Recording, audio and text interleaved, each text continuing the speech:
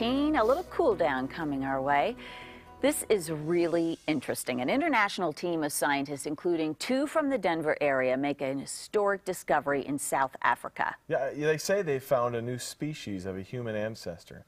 Dr. Kaylee Orr is an assistant professor at CU Anschutz Medical Campus, and he's here with more. He's one of the people on the team here researching all this stuff. We're totally geeking out. You don't even have to be a geek to geek out about this stuff. Well, good. It's always really exciting to see people get interested in my field of human origins and evolution. It's really great to get this kind of exposure. What was the discovery exactly, and your hand in it, if you will, and what does it mean? Well, this is really a treasure trove of fossils that was discovered in a deep cave in South Africa.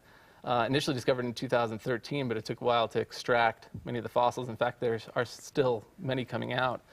A large international team of experts was assembled to study and analyze the material based on our individual expertise. I happen to be an expert in the evolution and anatomy of the hand, and so I studied the hand anatomy to this, but we've learned a lot about this very primitive member of our own genus, the genus Homo. And why does this matter? I think it's important because, and interesting, one, just because we're interested in where we came from and who we are. From a broader social perspective, I mean, I think it's important when this type of discovery is celebrated and comes to prominence. We remember that we're all sort of part of one family tree, and I think the more we can learn about our deep past sort of informs us about that even more. So what did you learn from looking at this hand, at these hands?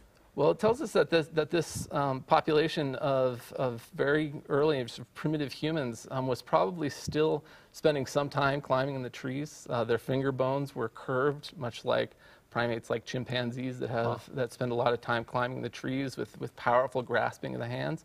But much of the rest of the hand was very stable, had a long, powerful thumb for grasping. So like you and me, it was probably well adapted for manipulating objects like tools. So really, That's awesome. This is like a way station between these 2 stages of development. It's a real combination of features. The brain size is about the third of the size of a human, modern humans, so about the size of a chimpanzee. But the foot was adapted for upright walking. And so, again, we see this sort of mosaic or combination of features that's really very interesting. You guys look for this stuff all the time. In one word, what was your reaction when all this data started coming back to your lab or your office? Spectacular. Yeah. Spectacular. Wow, Doctor, thank you so much for sharing that. We're excited too. You know, we don't know as much about what you're talking about, but we like it. The inside is so cool. And I will say, when I look at the picture that they have of the face, I think it's Dutra's ancestor that we've discovered. I love you, Greg. Can we do it side by side? Got about as much hair as I have. Look at that. It looks fairly similar. Also, the beard grows in just about as full as mine does as well, which is to say not very.